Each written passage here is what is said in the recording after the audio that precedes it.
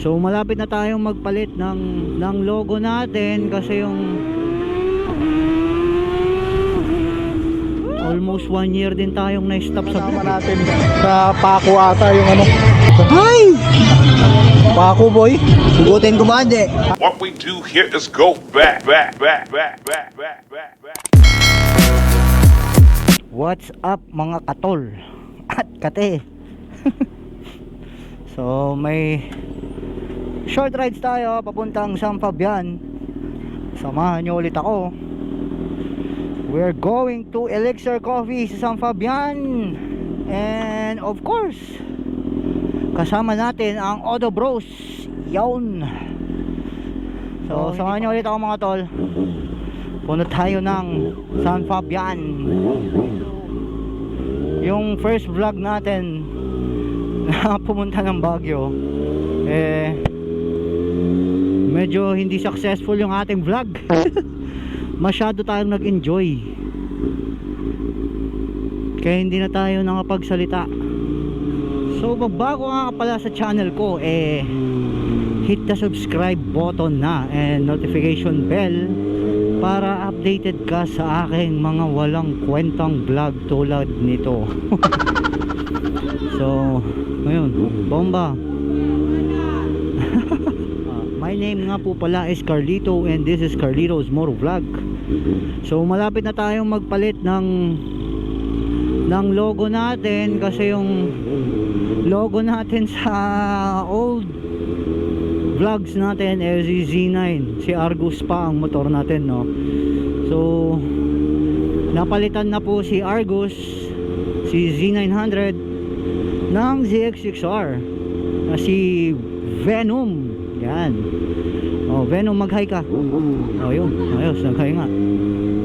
Sa tingin ko naman medyo na-explain ko naman na sa inyo mga tol, no, kung bakit tayo nag-shift sa sports bike. Well, ang astig tignan ng ano sports bike tsaka na-demonyo tayo yan, post ko yung salarin at kay Team Moto Vlog, yun no, ang salarin ang nagdemonyo sa atin mag sports bike. Kung bakit tayo na-demonyo mag sports bike mga tol, pero no need naman na tayong i-push para mag sports bike kasi pangarap ko rin naman talaga. Tsaka ayan yung ano, quick shifter, my gosh, ang sarap. Pero alam nyo mga tol, kahit 636cc to, no, yung hindi nagkakalayo yung power niyan sa Z9, ewan ko, or maybe hindi ko pa masyado kasing gamay o ZX6R, pero sa tingin ko naman parang ano siya, malakas siya, parang ewan. Ang model pala ng motor natin sa 2019-2020, itong model na nakuha natin,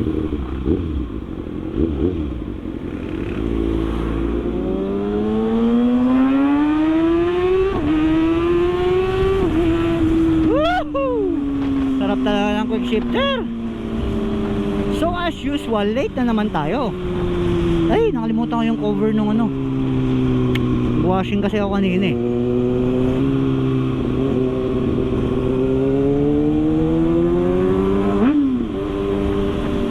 Okay, so where were we? Nawala na naman ako sa sinasabi ko. Alam niyo mga tol, believe talaga ako sa mga vlogger na alam niyo yung dire-diretso silang nagsasalita while riding the bike, no? Hindi sila nawawala sa focus, or siguro kasi almost 1 year din tayong na-stop sa vlog kaya siguro ginagamay ulit natin kung paano ulit gawin to, paano na nga ba to. Pero believe ako sa mga ibang vlogger talaga, moto vlogger, na while riding their bike hindi sila nawawala ng concentration sa kung ano man na sinasabi nila. Siguro ako nawawalan ako ng concentration sa mga sinasabi ko kasi parang siguro dahil bago yung motor natin, ini-enjoy ko. Sa mga aking subscribers at kung sino mo makakapanood nito, alam nyo,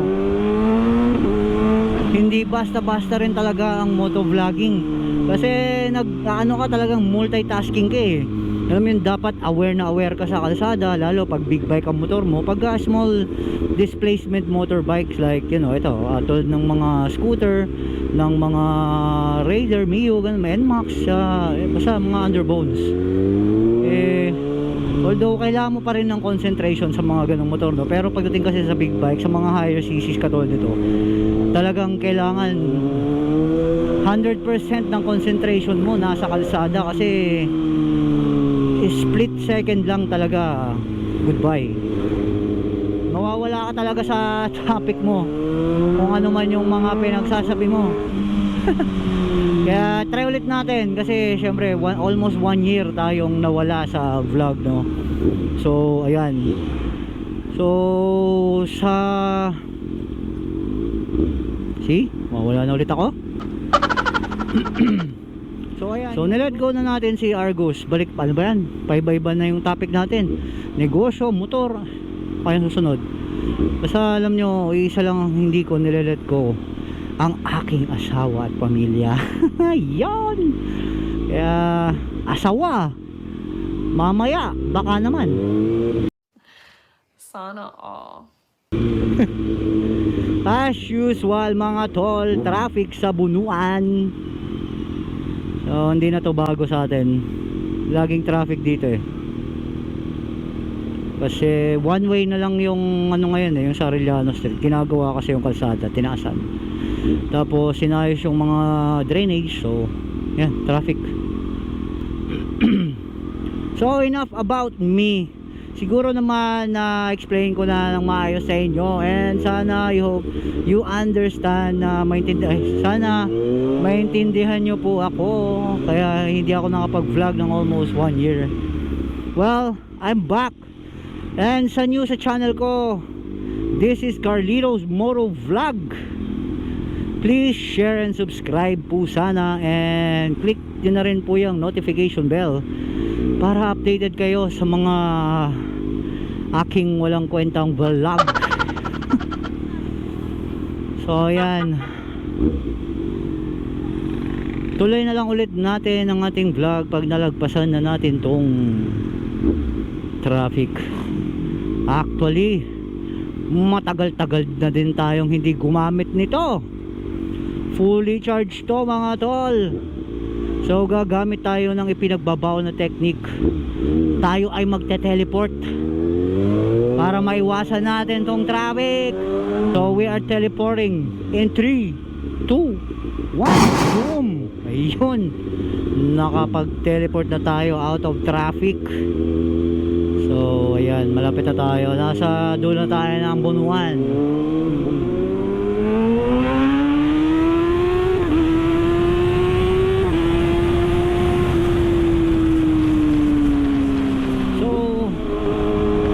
No, si Z9, si Argus, nakakamiss kasi talaga sa kanya yung riding position niya.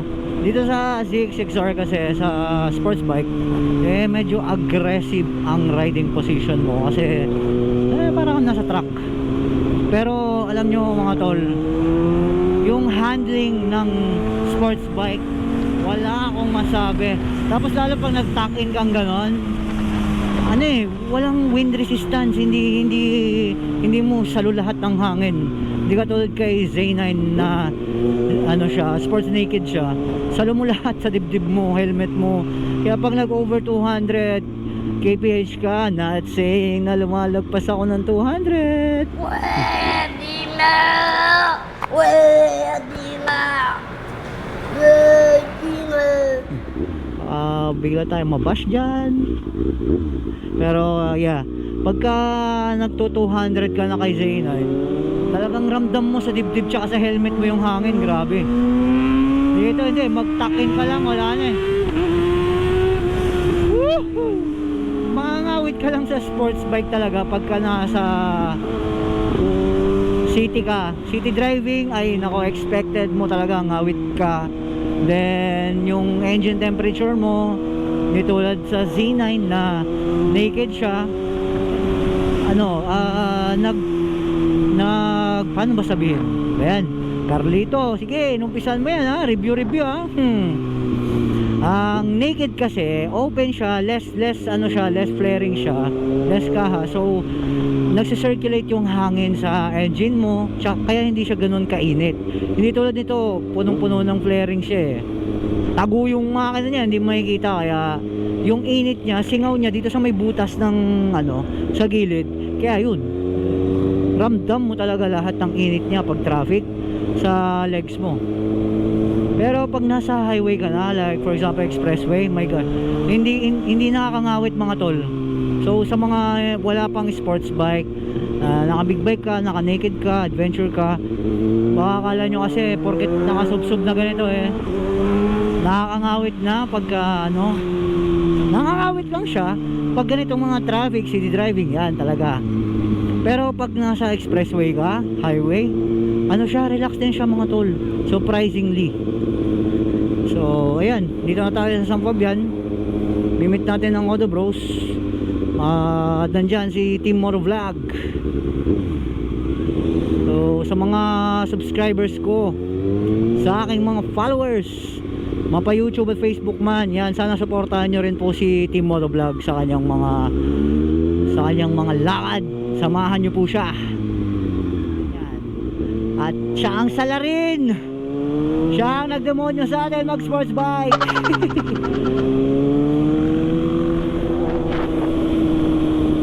Kamote tayo, no? Nakalimutan natin ano yung side mirror natin. Gago! Hindi ko na pala na-i-vlog kasi nung ano, bumili ako ng stealth side mirror, parang winglet lang siya. Maporma nga mga tol, pero useless when it comes to vision. Nasanay ako doon, almost 1 week o 2 weeks ko din atang ginamit yon na walang side mirror, so lumilingon-lingon pa rin ako. Ayoko, kinabit ko yung stock ko para syempre safety na rin natin. Yun nga lang, nakakalimutan ko nakatupi kasi medyo nasanay na ako sa lingon-lingon at hindi tumitingin side mirror. So kamote Carlito, kamote. Ay nako. So ayan, malapit na tayo sa Elixir Coffee Shop. First time ko dito mga tol. So yan, another tambike na naman tayo. Mukhang si Team Moto Vlog lang nandito ah.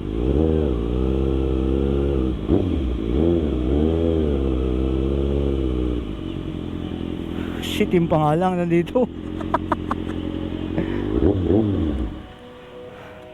Akala ko late ako, pala mas late sila. Ayun, si Toothless. So ayan, tapos na tayo magkape. Joke lang. Maghahanap tayo ng vape shop at nakalimutan natin yung vape natin. Ay nako Carlito, kabaw ka na boy.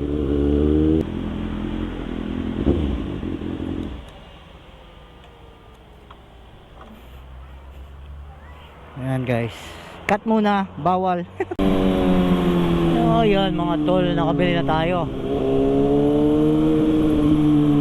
So as of now, si Boss Idol Team Moto Vlog pa lang ang nasa Elixir Coffee, no? So late pa siguro yung mga yung mga iba na darating. Bali ano lang eh, yung Sunday lang kami nag-ride. So ngayon talagang kumate lang kasi. Girit tayo. Yan, meron tayong ano, subscriber. Yeah. Pwede pa picture na rin po. Sige ba idol, sama ka na sa vlog. Mama, sige po. Ba may gusto kang shoutout mga jowa. Sana all. Ay.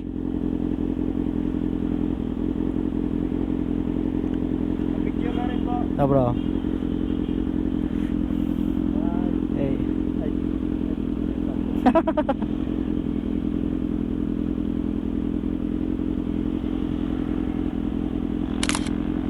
Yun. Salamat, idol. Sige idol. Ingat ha. Happy New Year. Ayun, meron tayong supporter. Shoutout sa iyo sir. Nakalimutan ko pa tanong yung pangalan niya. So yan, thank you sa support idol. Shoutout sa iyo. Dapat pala, umorder muna tayo ng kape bago tayo bumili ng vape.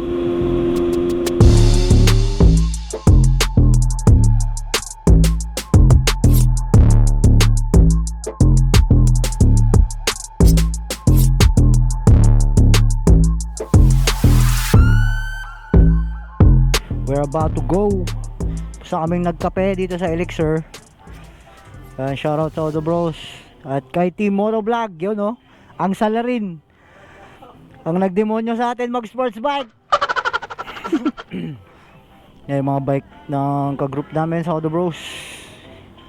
6R, Suzuki GSX 1000, CBR 1000, and then R6. Kanina may mga ibang motor pa dito pero hindi na natin na vlog. Painit muna tayo at malamig. Ayan, so shoutout sa mga gustong magkape na naghahanap ng tambayan, mapasasakyan man o motor. Yan, dito sa Elixir Coffee. Located sa San Fabian, harap ni Iglesia ni Cristo and by Shell. Yan. Yan si Idol Joha. Yan, nakalimutan natin kaninang i-open yung side mirror natin. Ay, kamote talaga. So at least ayan, na-open na natin. Kita na natin gilid at gilid, no? Alright, mga tol, we're about to go home. See you guys on our next vlog.